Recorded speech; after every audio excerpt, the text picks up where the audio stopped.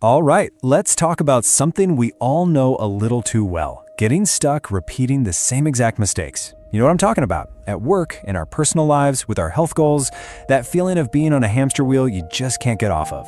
Well, today we're going to dig into why that happens and, more importantly, how to finally break the cycle. I mean, does this ever happen to you?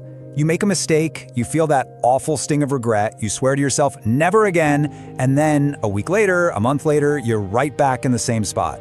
It's so frustrating.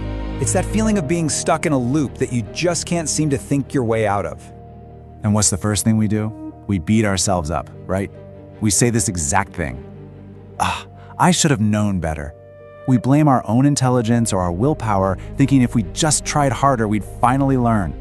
But here's the thing. What if all that self-blame is totally missing the point? What if this has nothing to do with trying harder at all?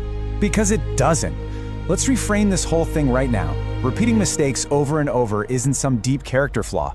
For a lot of us, it's actually more like a cognitive glitch, a little hiccup in our brain's wiring. And the best part? Once you understand it, you can actually start to fix it. So, the technical term for this glitch is poor feedback processing. But think of it like this: your brain is supposed to be this incredible learning machine. But with this glitch, it's like the wire connecting something you did, an action, to the bad outcome is, well, it's frayed. The signal that's supposed to scream, "Hey, don't do that again," just doesn't get through loud and clear. So every single loop starts right here, with a cause. It can be any decision, big or small. You know, choosing to put off that big project, firing off an angry email without thinking, or deciding to skip a workout. Again. This is the first domino. And that action leads, of course, to the effect, the mistake. The deadline gets missed, you start an argument, you feel bummed about your health.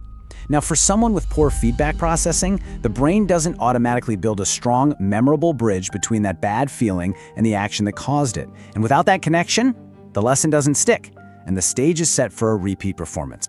But here is the really good news. If that automatic connection in our brain is weak, we can step in and build a manual one. And the tool we use for that is reflection. It's how we intentionally do the work our brain is struggling to do on its own. It's a really elegant workaround for that faulty wiring. We call this reflective learning. And it's not just, passively thinking about what went wrong. No, this is an active process. It's about taking the raw data of that mistake and deliberately turning it into actual knowledge. Knowledge you can use to change what you do next. You're literally telling your brain what it needs to learn. Okay, so how do we actually do this? Let's get practical. We're gonna move from the what to the how with a super simple 3-step plan to manually rewire that connection and hopefully break that cycle for good. Here it is. It's this straightforward. First, pause and describe. Don't judge, don't blame, just state the facts. I missed the project deadline. That's it. Second, and this is the magic part, analyze and understand. Why? Why did it happen? Well, because I totally underestimated how long it would take, and I kept getting distracted by emails. See, you just built the bridge. You linked the cause and the effect. And finally, plan and adjust. Make a real, concrete plan. Okay, next time, I'm blocking out an extra hour on my calendar for this, and I'm turning off my phone. Boom, you've just given your brain a brand new blueprint. And when you start doing this, something amazing starts to happen. Your inner voice changes. You stop being your own worst critic. The one who just yells, "You should have known better," and you become your own coach, the one who actually analyzes what happened and comes up with a better play for the next time. I mean, this slide says it all, right? You are literally trading the old way, that vicious cycle of frustration, repetition, and beating yourself up, for the new way. Instead of self-blame, you get genuine understanding. Instead of just repeating the same thing, you make intentional adjustments. You're not just hoping you'll learn, you are actively coaching yourself to a better outcome. So that leads us to the final and most important question. This isn't just some interesting theory, it's a tool you can use right now. Think about that one reoccurring mistake that's been driving you crazy.